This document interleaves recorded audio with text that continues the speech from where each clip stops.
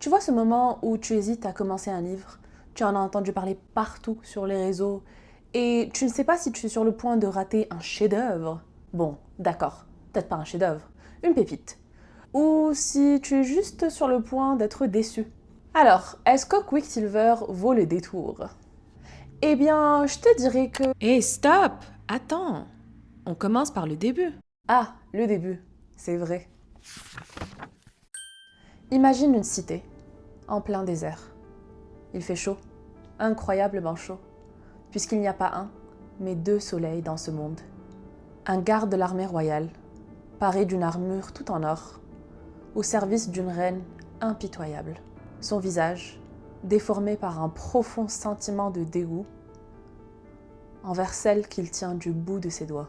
Céris, une jeune femme de 25 ans, qui vient de la section Third, une cité dont les habitants sont marginalisés, affamés, et où l'on pourrait tuer pour une carafe d'eau. Ayant grandi dans ces conditions déplorables, Céris a dû apprendre à survivre, à se battre et à utiliser la force pour arriver à ses fins. Elle s'en sort, de justesse, jusqu'au jour où tout bascule.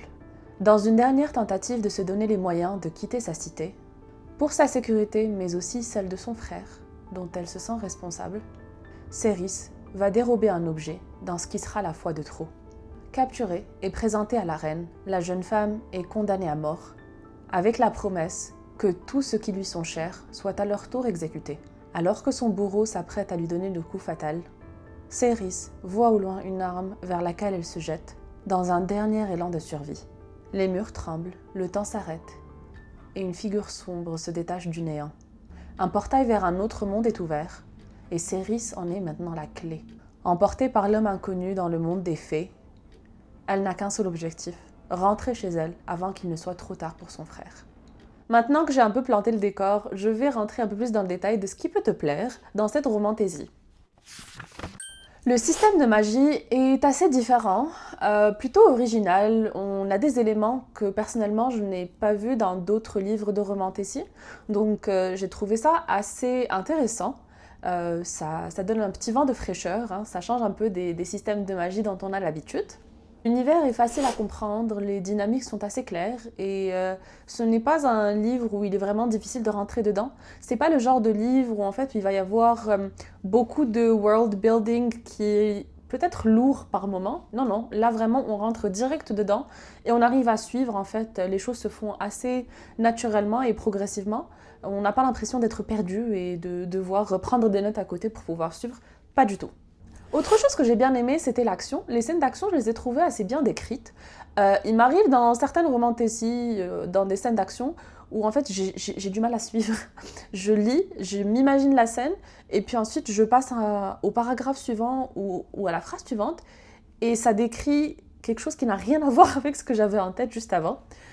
C'était pas le cas pour Quicksilver, j'ai beaucoup aimé ça, j'ai pas eu de mal à suivre les scènes d'action, j'ai trouvé qu'elles étaient assez bien expliquées. On arrive à suivre un coup d'épée par coup d'épée, coup de magie par coup de magie, donc ça c'était quand même assez cool. Autre élément, on a un animal de compagnie assez attachant, donc on a un petit renard polaire qui fait partie de l'histoire, qui a ses petits moments, ma foi, assez drôles par moments, dans d'autres vraiment très très cute. Je sais pas toi si c'est quelque chose qui te parle, mais moi c'est quelque chose que j'affectionne beaucoup. Ça rajoute une petite touche émotionnelle un petit peu hein, au bouquin. J'aime bien ça. En plus de ça, un renard polaire, c'est tellement mignon. Donc petit plus, en tout cas pour moi c'est un plus. Un autre gros point positif, personnellement, c'est ce que je retiens, c'est le plus gros avantage que je retiens de ce livre, ce sont les retournements de situation. Ah, ils étaient tellement bien faits, je ne m'y attendais pas du tout.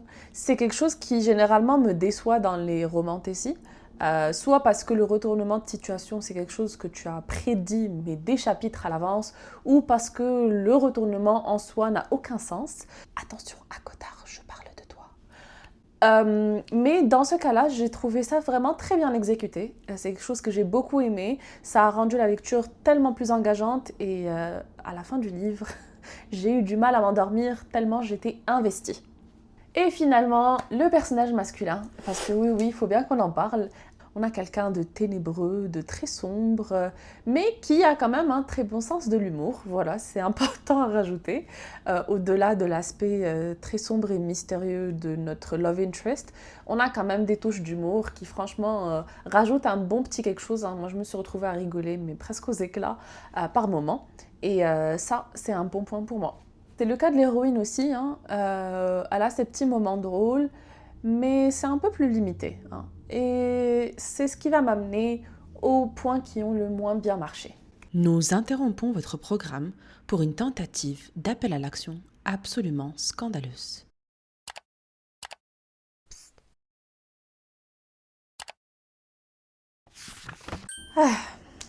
Alors, premier élément, j'ai eu du mal à m'attacher au personnage principal. Je l'ai trouvé relou par moments. J'ai eu du mal à m'accrocher à elle, à développer une sorte d'attache envers elle.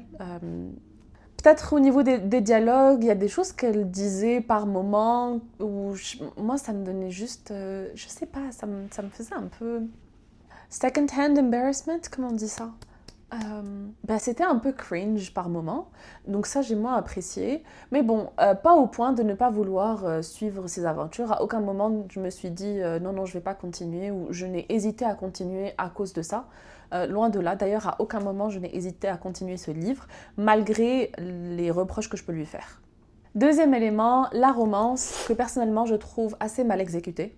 Déjà de 1, c'est censé être un enemies to lovers. Je dis bien censé parce qu'à aucun moment je n'ai senti que c'était un vrai enemies to lovers. Et c'était un peu poussé à bout dans le sens où dans les dialogues, on voit qu'ils se détestent, mais en fait on ne comprend pas pourquoi ils se détestent. Il n'y a aucune raison pour qu'ils se détestent. Mais ils se détestent quand même, je pense, juste pour cocher la case du enemies to lovers. C'est pas quelque chose que j'ai aimé, au contraire, moi ça m'a, je sais pas, ça m'a mise mal à l'aise un peu. Des fois je me dis mais qu'est-ce que vous racontez les gars, ça n'a aucun sens. Donc voilà, j'ai trouvé ça un petit chouïa bancal. Deuxième élément par rapport toujours à la romance, c'est cet aspect de insta-love, où en fait ça se passe très très vite, les choses se développent très rapidement, et ça se développe tellement vite que je me pose la question et je me retrouve à dire « Mais meuf, qu'est-ce que tu lui trouves ?» Ou encore « Mais mec, qu'est-ce que tu lui trouves ?» Je ne comprends pas. Vous n'avez pas passé assez de temps ensemble, vous n'avez pas eu assez de temps ensemble pour qu'ils puissent se développer quoi que ce soit. Donc, qu'est-ce que vous faites ensemble? En tout cas, c'est quelque chose malheureusement qui est assez commun dans les livres de romantasy, pas tous, mais je retrouve ça de plus en plus. Pas que dans les livres de romantasy, dans les romances contemporaines aussi. Mais voilà, c'est quelque chose qui m'a un peu déplu. Cela dit, une fois que la romance s'installe, ça va, j'avais plus aucun problème là-dessus. C'était vraiment au début où en fait je comprenais pas trop l'attirance mutuelle. Je comprends pas. Troisième point, ce sont les personnages secondaires que j'ai trouvés fades. Alors à l'exception d'un seul personnage que je ne vais pas nommer ni citer, celui-là, j'ai trouvé quand même que c'était bien fait. Je l'ai trouvé assez attachant. D'ailleurs, ça m'a surpris. En fait, pour le reste, je trouvais pas qu'ils avaient des traits de personnalité distinctifs. Je n'arrivais pas en fait à voir qu'est-ce qui les rendait eux. Tu vois ce que je veux dire? J'arrivais pas à voir. Je les trouvais fades en fait. On aurait pu prendre ce personnage et le remplacer par l'autre, et je ne voyais pas trop la différence. Donc voilà, j'espère que c'est quelque chose qui va être amélioré dans les prochains livres, parce que c'est un début de saga, on aura d'autres ouvrages. Donc j'espère vraiment que c'est quelque chose que l'autrice va travailler pour le reste, parce que c'est quand même important, surtout quand on veut jouer sur le newfound family, donc quand l'héroïne va se lier d'amitié avec ces gens-là et que ça fera comme une sorte de deuxième famille. À Cotard, j'ai trouvé que c'était plutôt bien fait pour certains.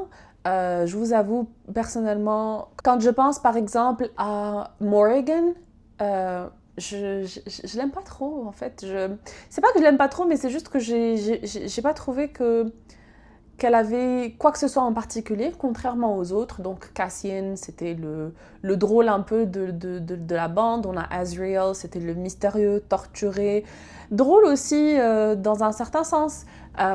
Et puis Amren, c'est la badass mystérieuse qui remet tout le monde à sa place. Donc chacun a un petit peu un core trait, donc vraiment un trait de caractère qui le définit et qui le différencie. J'ai pas retrouvé ça ici, donc dans Quicksilver, avec les personnages secondaires. Encore une fois, j'espère que c'est quelque chose qui va être travaillé, approfondi dans les tomes qui vont venir. Et puis enfin, le séquencement des événements au début était assez bancal. Je sais pas trop comment vous dire sans spoiler, mais en tout cas, il y a des choses qui se sont passées avec une certaine... Il y a une suite d'événements qui, en y repensant, n'a pas vraiment beaucoup de sens. C'est vraiment surtout au début du livre, je dirais pendant le premier tiers peut-être. Ouais, le premier tiers. C'était un peu bizarre en fait. Limite, il y a des choses qui pour moi en fait sont assez inutiles mais qui ont été quand même mises dans l'histoire. Donc voilà. C'est pas un gros point négatif ni quoi que ce soit. Comme je te l'ai dit, à aucun moment de la lecture, je ne me suis posé la question de est-ce que je continue ou pas. Et je trouve que c'est quand même déjà un très bon indicateur. Voilà. Enfin, pour des points un petit peu neutres, donc ni positifs ni négatifs, ça dépend de ta perception et de ce que tu aimes et de ce que tu aimes moins. Premièrement, les similarités avec ACOTAR. Alors, je ne sais pas si Quicksilver c'est une fanfiction ou si ça se rapproche d'une fanfiction, mais on retrouve beaucoup d'éléments qui sont très similaires à ce qu'on a vu dans ACOTAR, que ce soit au niveau des événements, que ce soit... Bon, je ne vais pas rentrer dans le détail, mais il y a quand même pas mal de similitudes. Similarités? Qu'est-ce qu'on dit? Similitudes, similarités? Peut-être les deux? Je ne sais pas. En tout cas, ça se rapproche. Donc, si vous avez aimé ACOTAR, franchement, je pense que c'est un point positif. Moi, j'aurais vraiment voulu lire Quicksilver juste après ACOTAR parce que je sais que je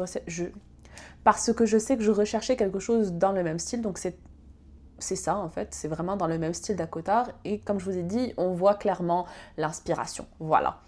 Dernier point neutre, il y a du spice dans ce livre, pas à outrance, hein, c'est pas du tout exagéré. Je dirais que c'est sur une échelle de 1 à 5, on est sur du 2,5, allez, entre 2,5 et 3, peut-être même pas, hein, je suis pas sûre, je reste plus du côté de 2,5.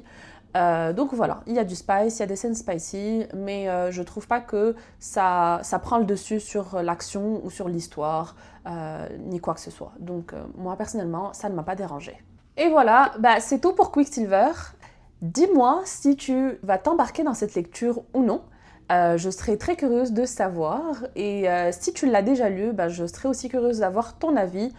N'hésite pas à partager avec moi tes recommandations de lecture.